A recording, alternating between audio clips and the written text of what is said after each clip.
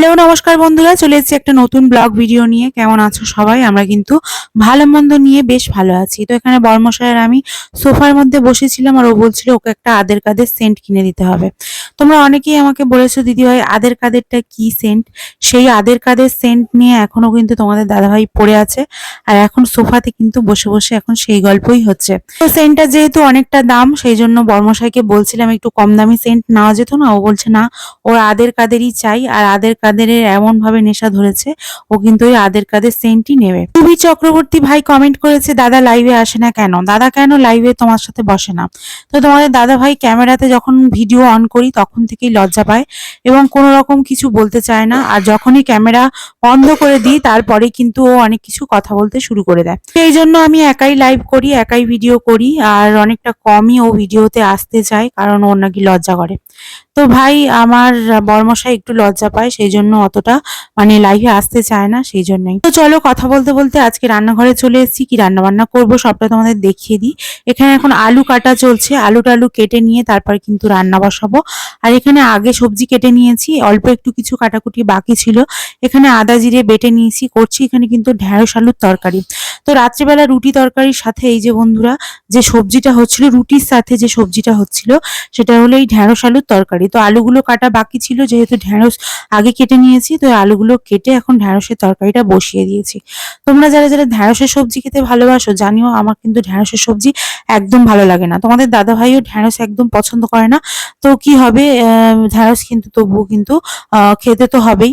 আর ঢেঁড়স কিন্তু একটা ভালো সবজি। তোমরা যারা বলো যে ঢেঁড়স ভালো লাগে না, আমারও কিন্তু ভালো লাগে না, তবুও নাকি বলে সবাই ঢেঁড়স খাওয়া ভালো।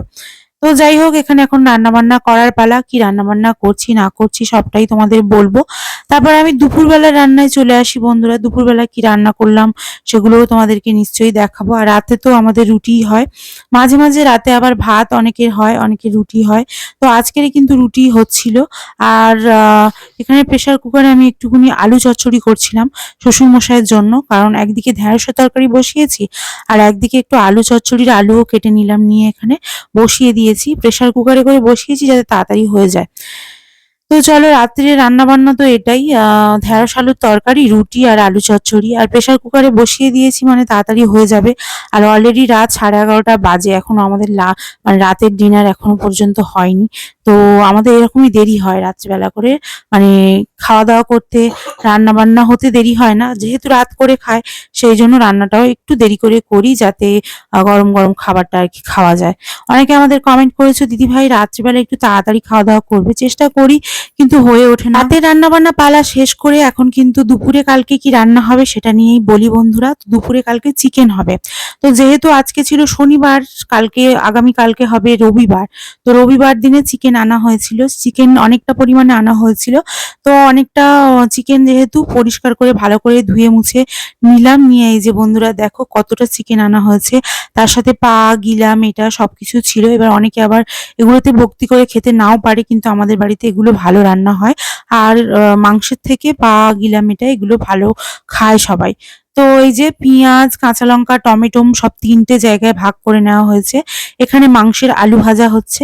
এবার বলবে দিদিভাই এতটা পরিমাণে রান্না বান্না কেন?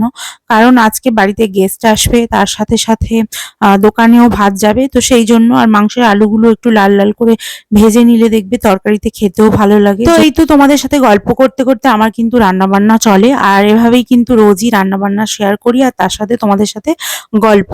তো চলো এখানে আদা রসুন সমস্ত কিছু মিক্সিতে পেস্ট করে নিই। ভাত এখানি হয়ে গেছে, এই যে বেগুন সিদ্ধ দেওয়া হয়েছে, আর এখানে আদা আছে। আদাগুলো এবারে ভালো করে বেটে নেবো, আর রসুনগুলোও বেটে নেবো। আর এই যে দেখো কিছুটা রসুন বেটেছি, আর কিছুটা করে তাড়াতাড়ি করে কাজ করছি, তার কারণ আজকে অনেকগুলো রান্না বান্না। আর এই যে মাংস হতে কিন্তু বেশ দেরি হয়, আর এখানে আলুগুলো কিন্তু ভাজা কমপ্লিট হলেই কিন্তু আমি মাংস বসিয়ে দেবো। যেহেতু অনেকটা রান্না বান্না সেই জন্য আমার একটু তাড়াও বেশি, কারণ অনেকটা রান্না বান্না করতে আবার একটু দেরিও হয়। এখানে পেঁয়াজ কাঁচা লঙ্কা টমেটো 2-1টা কাঁচা লঙ্কা দিয়েছি মাংসেতে, মুরগির মাংসে, যেহেতু একটু ঝাল ঝাল হবে ব্যাপারটা, সেই জন্য মশলাটা কষিয়ে নিয়ে তার মধ্যে এবার একটু একটু করে মাংসগুলো দিয়ে দেবো। আর আমি কিন্তু এই মাংস করতে বেশ এক্সপার্ট হয়ে গেছি, তার কারণ আগে আমি এতটা মাংস রান্না করতে অতটা ভালো পারতাম না। তবে এখন প্রায় রবিবার দিন কিন্তু মাংস হয়, যদি কোনো উপোস পুজো আচ্চা না থাকে, তো সেই জন্য আমি কিন্তু এভাবেই করে ফেলি। আর এখন মাংসটা ভালো করে কষানোর পালা। রান্না করতে করতে অনেকটা বেলা হয়ে গেছে, এখনো পর্যন্ত আমার স্নান হয়নি, তো ভাবছি মাংসটা বসিয়ে দিয়েই আমি স্নানে যাব, তার কারণ এটা হতে অনেকটা সময় লাগবে। তো সেই জন্য এখন আমি এখানে মাংসটা আস্তে আস্তে কষিয়ে নেব। আর মুরগির মাংস কি হয় বন্ধুরা, খুব একটা বেশি টাইম লাগে না, মানে বেশ তাড়াতাড়িই হয়ে যায় বলতে পারো। খাসির মাংস অনেকটা টাইম লাগে। আর আমি চেষ্টা করেছি রসুন বেশি আদা কম দেওয়ার, কারণ খাসির মাংসে রসুন কম আদা মানে একটু বেশি থাকে, আর মুরগির মাংসে আদা কম রসুন একটু বেশি দেওয়া লাগে। তার কারণ মুরগির একটা আলাদাই স্মেল থাকে, সেটাকে ঠিক করার জন্য। তো যদিও আমি রান্নাবান্না এখন বসিয়ে দিয়েছি, তো ভাবছি যে এবার স্নান টান করতে যাব, তার আগে মাংসটা ভালো করে কষিয়ে জমিয়ে রান্না করে নিই, তারপরেই যাব ভাবছি।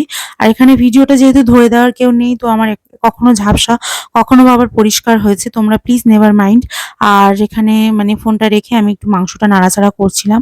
তোমাদের সাথে কথা বলতে বলতে আমি রান্না বান্না প্রায় শেষাগত করে ফেলেছি, মানে মাংস রান্না শেষাগত। এখন কিন্তু আমি কষিয়ে নিয়ে ভালো করে একটু রেস্ট দিয়ে দিয়ে আবার কষাচ্ছিলাম।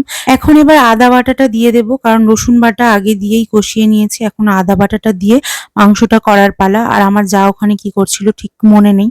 তো যাই হোক, এখানে এই যে মাংসের মধ্যে আদা বাটাটা দিয়ে দিয়েছি, দিয়ে এবার তোমাদেরকে দেখাই মাংসের কালারটা কেমন হয়েছে। এই যে বন্ধুরা, তোমরা যারা বলো যে দিদিভাই তোমার রান্নাবান্নার ভিডিও ভালো লাগে, তাদের জন্যই রান্নাবান্নার ভিডিও দেখাই। আর আমি এখানে তরকারিটা না বসিয়ে দিয়ে স্নান করতে চলে গেছিলাম, তো স্নান টান করে আবারও চলে এসেছি এখানে। এবার ঢাকা দিয়ে দিয়েছিলাম একটুখানি, আর যেহেতু ঝোল দিতে পারছিলাম না, অনেকটা কড়া ভর্তি হয়ে গিয়েছিল, সেই জন্য ভাবছিলাম কি করব। তো যাই হোক, হয়েই গিয়েছে, আর কড়া পাল্টে লাভ নেই, একটা কড়াতেই হয়ে গিয়েছে। তবে এই যে মাংস প্রায় রেডি, আর কিছুক্ষণ হলেই কিন্তু মাংসটা পুরো হয়ে যাবে।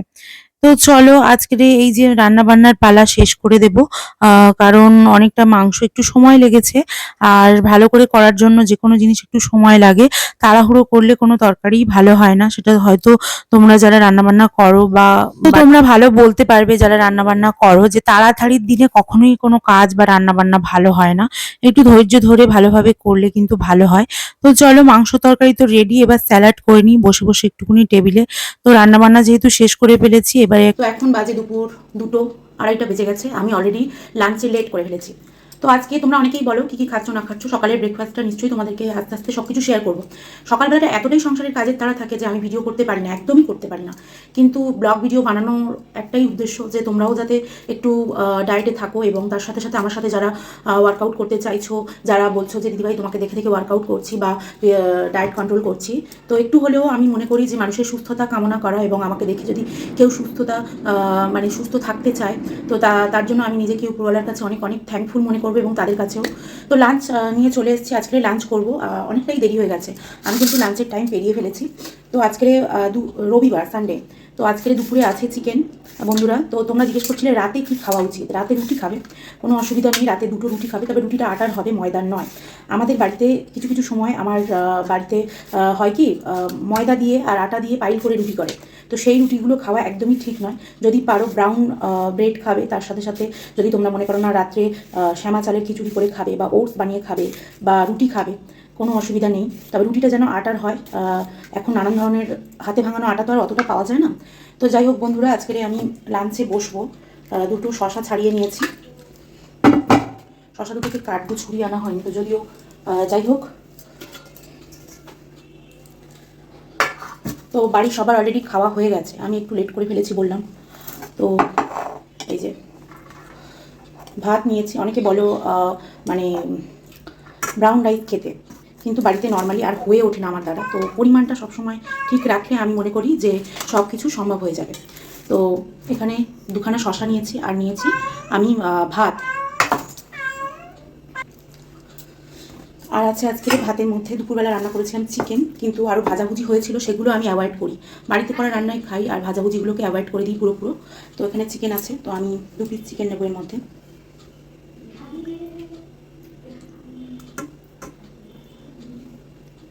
তো ঝোল ছাড়া 2 পিস চিকেন কিন্তু আমি নিয়ে নিয়েছি।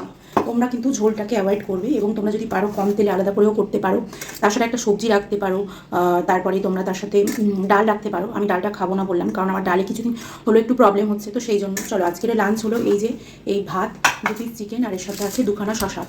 তো এই হলো আজকে আমার লাঞ্চ। যাই হোক দেখা যাচ্ছে না, শশাগুলোকে এখন মানে পিস পিস করবো। তো যাই হোক বন্ধুরা, চলো আজকের ভিডিওটা এই পর্যন্ত। ভালো থেকো, সুস্থ থেকো সবাই। আর হ্যাঁ, কম খাওয়াতে কোনো পরিবর্তন আনতে হবে না, যা কিছুই খাও পরিমাণে অল্প খাবে, বেশি বেশি খাওয়া। এবং বিশেষ করে এই বেলা হয়ে গেছে, অবেলায় কেউ খাবে না, কেউ 1টা থেকে 1:30টার মধ্যে লাঞ্চটা সেরে ফেলবে। এবং আমি বলছি কারণ আমার আজকের একটুই প্রবলেম হয়েছে, কারণ আমার অনেক কাজ ছিল, ঘরের বিছানা, চাদর, এটা সেটা সব পরিষ্কার করা হয়নি। তো সেই জন্য করতে করতে আমার আজকে 2টো বেজে গেছে, 2টো আড়াইটা বাজতে যায়। তো বন্ধুরা টাটা, ভালো থেকো, সুস্থ থেকো সবাই, আর এভাবেই আমার পাশে থেকো। আর রাতের ডিনারের ভিডিও নিশ্চয়ই আমি আস্তে আস্তে আপডেট করবো। রাত্রে আরও তাড়াহুড়ো থাকে, কারণ শ্বশুরমশাই, বরমশাই সবাই খেতে চলে আসে, তাড়াতাড়ি করে রান্নাবান্না করি, যেহেতু ওয়ার্কআউট করে এসে, সেই জন্য আরেকটু দেরি হয়ে যায়। তো প্লিজ নেভার মাইন্ড, আমি নিশ্চয়ই তোমাদের সাথে রাতের ডিনার এবং সকালের ব্রেকফাস্টটাও শেয়ার করে নেবো। তো চলো টাটা। আর যদি এখানে চিকেন, আজকে রবিবার বলে চিকেন হয়েছে, যদি চিকেন না থাকে তাহলে 1 পিস মাছ নেবে, আলু ঝোল কিছু নেবে না। যদি এখনকার সজনে ডাঁটা, ঝিঙে, এগুলো যদি সবজিগুলো থাকে তাহলে তোমরা সবজিটা নিতে পারো, এর সাথে কিন্তু আলু বা ঝোল নেবে না। তো এই হলো লাঞ্চ। চলো এরকমভাবেই আস্তে আস্তে রোজ অল্প অল্প অল্প অল্প করে ট্রাই করতে করতে দেখবে একদিন নিশ্চয়ই ওয়েট লস হবে। এবং ওয়েট লস না থাকুক, তুমি সুস্থ থাকবে এবং তোমার মধ্যে তেল ময়দা জাতীয় কোনো খাবার যদি তুমি না খাও, অটোমেটিকলি তোমার আস্তে আস্তে ওয়েট কমবে। হ্যাঁ, যারা স্ট্রিক্ট ডায়েট করো তাদের একটু তাড়াতাড়ি কমবে, শরীর পরবর্তী সময় খারাপ হয়ে যাবে। কিন্তু যদি তোমরা ঘরোয়া খাবার খেয়ে ওয়েট লস করো তাহলে কিন্তু আস্তে আস্তে কমবে। আর শরীর খারাপ হয়ে যাওয়া কিন্তু খুব একটা ভালো জিনিস নয়, তাই জন্য শরীরকে সুস্থ রেখে সবসময় এগিয়ে চলো। চলো টাটা বন্ধুরা, অনেক কথা বলে ফেললাম, ভিডিওটা অনেক বড় হয়ে যাচ্ছে। টাটা।